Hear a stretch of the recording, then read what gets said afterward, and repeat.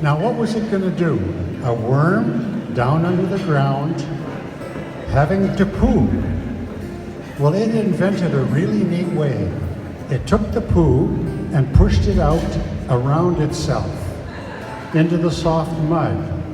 And it slowly expanded and expanded and expanded over the years, all of the poo that it had there.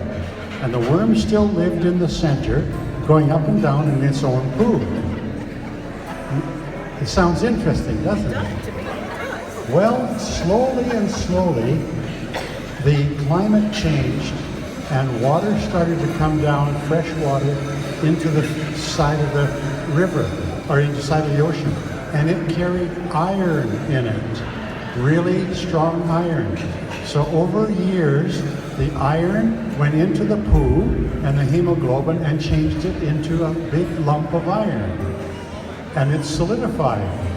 So here you have this worm living in its own poo that's turned to solid iron.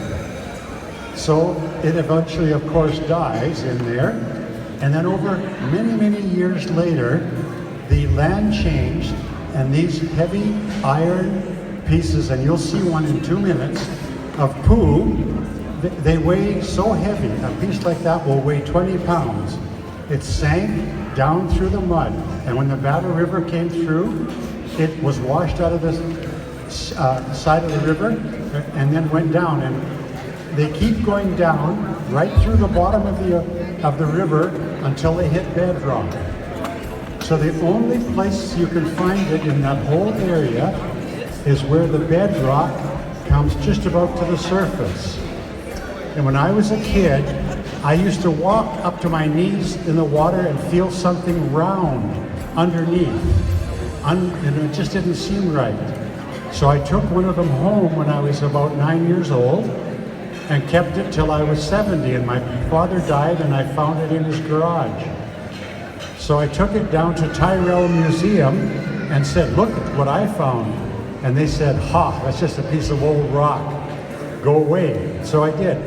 But I thought about it and I realized it wasn't. So I wrote to the head and I put a bunch of titles on there like PhD, honorable, Nobel Prize winner, da da da da da. He got the letter and the next day I had a phone call and he said, will you meet a paleontologist up at the river in 2 weeks? And I said, yes. So I flew up.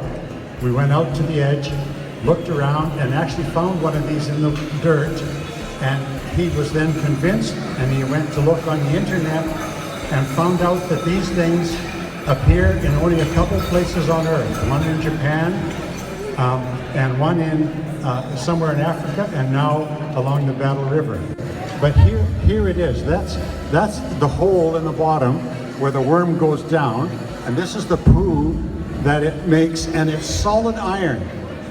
And the one I had earlier in the day, you could see the worm. It was up about 2 inches higher than this.